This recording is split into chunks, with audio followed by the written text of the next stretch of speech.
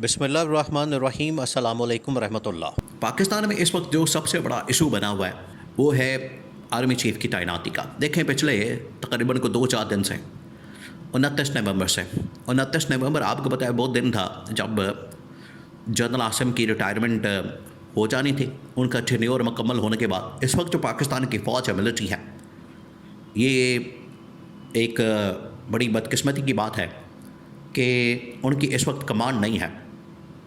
उस वक्त अगर नोटिफिकेशन निकल आता 28 को या 29 नवंबर को, तो पता लग जाता कि ठीक है, CDF बन गया है, कमांड किसी के पास आ गई है, फ़ौज अब चलना शुरू हो गई है। लेकिन इस वक्त कमांड किसी के पास नहीं है, ना कोई आर्मी चीफ है। असूली तौर पर प्रिंसिपली अगर बात की जाए, आइन और कानून के मुताबिक बात की जाए, जिसकी वजह से इस्टेब्लिशमेंट के अंदर बड़ी तशवीश पाई जाती है टॉप मिलिट्री कमांड में।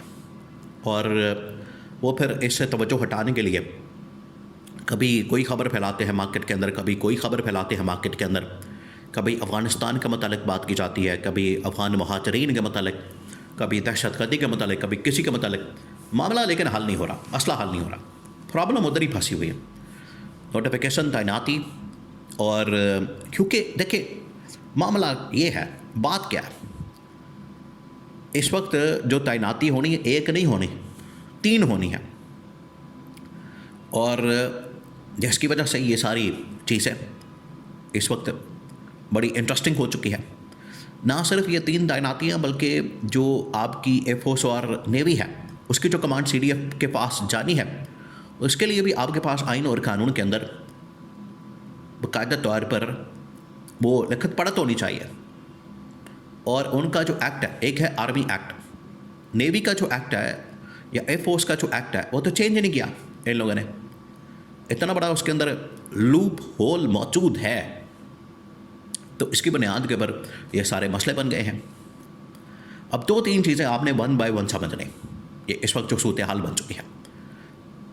देखिए, जैसे ही ये वक्त आया 28 नवंबर, 29 नवंबर, फिर 30 नवंबर, 29 नवंबर तो गुजर गया, तो फिर उसके बाद नोटिफिकेशन नहीं हुआ, तैनाती नहीं हुई। इसका मतलब है कि आप इस वक्त पाकिस्तान में कोई आर्मी चीफ नहीं।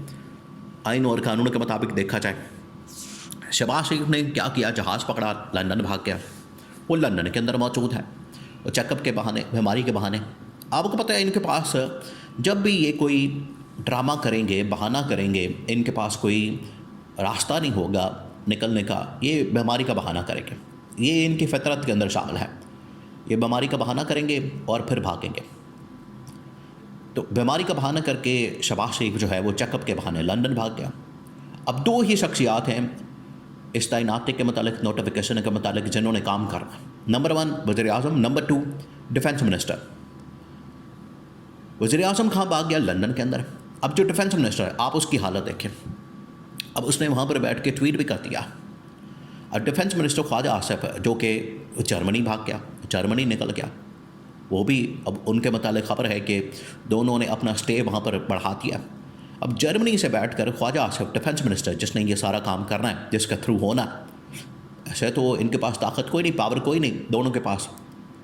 लेकिन ये जो अपॉइंटमेंट है, इस अपॉइंटमेंट के ऊपर जो नोटिफिकेशन है, वो पेपर वर्क के अंदर इनकी अहमियत बढ़ जाती है, जिसकी वजह से ये इतना वो दिखाते हैं अपना आप, और ये फिर औकात से बाहर हो जाते हैं। ख्वाजा आसिफ ने बड़ा एक हैरान कुन किस्म का और बड़ा ही आप कह लें कि इस वक्त बहुत बड़ा ट्वीट किया, स्टेटमेंट दिया। अब ट्वीट के ऊपर आप गौर करें या आप समझें इसको। उसने कहा कि मुल्क में रौला पड़ा हुआ है नोटिफिकेशन का, तो फिक्र ना करें, नोटिफिकेशन हो जाएगा, प्रोसेस शुरू हो गया, बस थोड़ा इंतज़ार करें। अब इसके अंदर पैगाम, पहली बात यह कि जो मिनिस्टर्स की जानिब से, वज़ीरों की जानिब से, मशीरों की जानिब से पिछले तकरीबन कोई 2 महीने से बात की जा रही थी, नोटिफिकेशन तो चाहिए ही नहीं, उसकी तो ज़रूरत ही नहीं। ये जो कहानी और एक ड्रामा और एक झूठा बयानिया बनाया जा रहा था, वो सारा फारग हो गया। और तारीख भी 29 नवंबर गुजरने के बाद ये कहा जा रहा है कि नोटिफिकेशन चाहिए, वो होगा, वो करेंगे, लेकिन आप थोड़ा सब्र करें। अब सब्र करने का किसको कह रहे हैं? एक तो ये पैगाम दिया कि नोटिफिकेशन चाहिए, जो ये कह रहे थे कि नोटिफिकेशन नहीं चाहिए, वो चाहिए, नंबर 1। नंबर 2, ये सब्र करने का किसको कह रही है? सब्र करने का असल में कह रहे हैं इस्टेब्लिशमेंट को, कि आप थोड़ा सब्र करें। अब देखें, तारीख गुजर गई, 29 नवंबर गुजर गई, रिटायरमेंट हो गई और अब दिसंबर चढ़ गया। नवंबर के महीने में तो ये सब कुछ हो जाना चाहिए था, अब तो दिसंबर चढ़ गया। तो ये मामला तो बड़ा गुजर गया, पुलों के तले से पानी निकल गया। अब तो चीज़ें बिल्कुल बदल गई हैं, अब तो रिटायरमेंट हो गई है।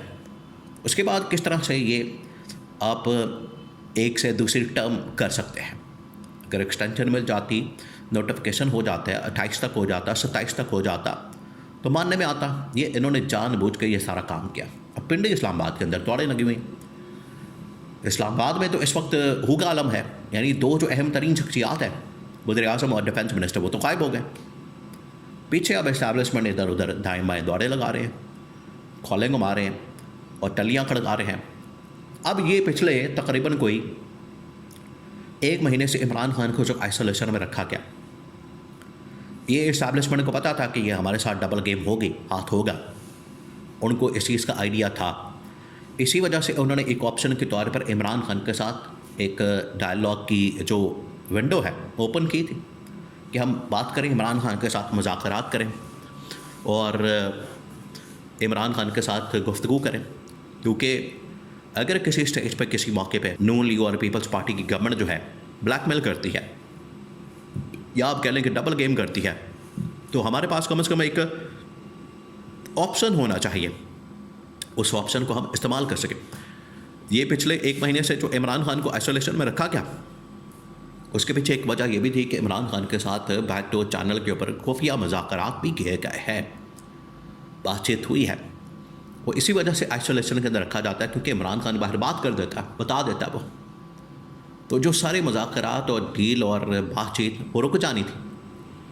और नोटिफिकेशन देखें इस तरीके से इमरान खान के दौर में जनरल बाजवा की तैनाती एक्सटेंशन के ऊपर उस वक्त की गवर्नमेंट ने और अपोजिशन पीटीआई ने और अपोजिशन नून लीग और पीपल्स पार्टी ने जिस तरीके से पूरी की पूरी जो एक्सटेंशन थी उसको सपोर्ट किया, उसको वोट दिया पूरी पार्लियामेंट ने। तो इनका भी ख्याल ये है मौजूदा इस वक्त इस्टेब्लिशमेंट का कि अगर हमें एक्सटेंशन चाहिए या तैनाती चाहिए या नोटिफिकेशन चाहिए, तो उसमें अपोजिशन का भी ऑन बोर्ड होना बड़ा ज़रूरी है। इससे आपको पूरे एक सिस्टम से लेजिटिमेसी मिल जाती है, पाकिस्तान से लेजिटिमेसी मिल जाती है, पब्लिक से लेजिटिमेसी मिल जाती है। तो ये जो दावा किया जाता है पूरे पाकिस्तान की फ़ौज, उसकी आपको लेजिटिमेसी मिल जाती है, तो ये बड़ा ज़रूरी है। तो नून लीग की डबल गेम देखे, वो तो खुल के सामने आ गए।